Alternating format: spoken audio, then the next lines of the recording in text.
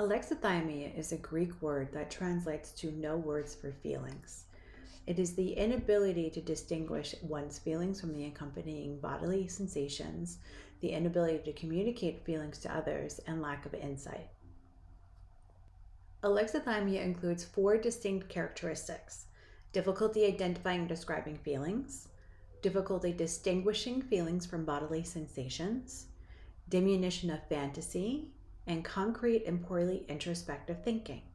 When asked to describe what a particular emotion physically feels like for instance disappointment, a person with alexithymia will usually respond with another emotion like sad, angry, or depressed, rather than the punched in the gut feeling that typically comes with feeling disappointed.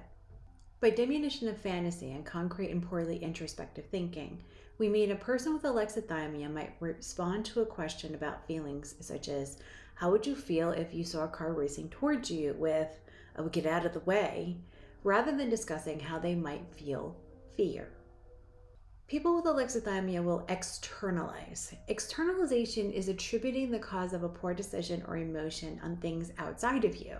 For example, someone has just received bad news and begins to complain that their chair is uncomfortable.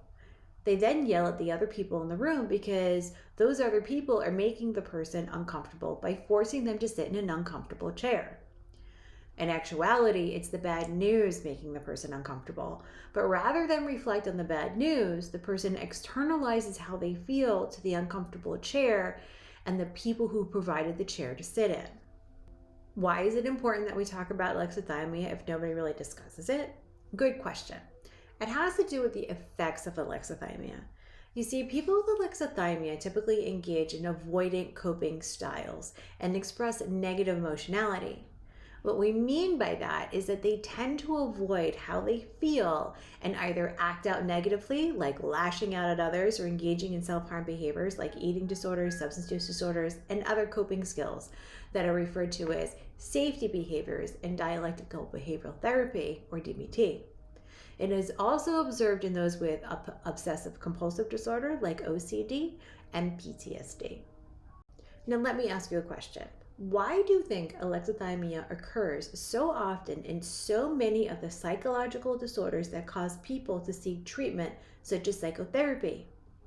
The reason lies in the causes of alexithymia. Remember that thing called the stress response system?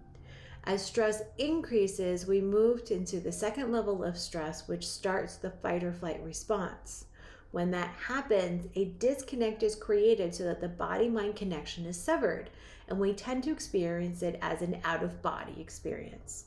In fact, research on the brain while in stress shows a decrease in oxygen to the Broca's area, the part of the brain responsible for making words. It's believed that those who experience alexithymia are overwhelmed by uncontrollable sensations activated by the stress response system, and because they don't know how to express how they feel, those with alexithymia have a harder time regulating their emotion. When people don't know what they feel, they don't know how to react to what they feel. But just because they don't know what they feel doesn't mean they don't feel it and don't still react to the emotions they are feeling. Ever look at somebody and ask them why they're angry, just for them to look at you and say, I'm not angry, even though their body language and tone of voice clearly indicate that they're angry? Alexithymia is more often seen in those presenting for treatment for substance use disorders than in those who do not seek treatment for substance use disorders.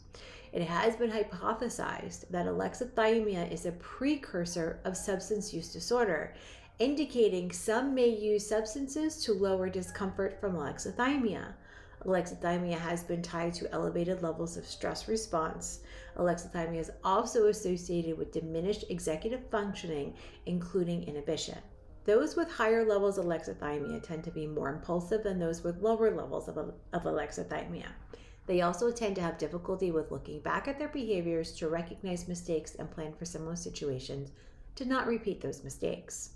Some believe these factors can be prompted by stress and lead those seeking treatment for such disorders of impulsivity as substance use disorder to repeat the same mistakes that keep them in a cycle of destruction.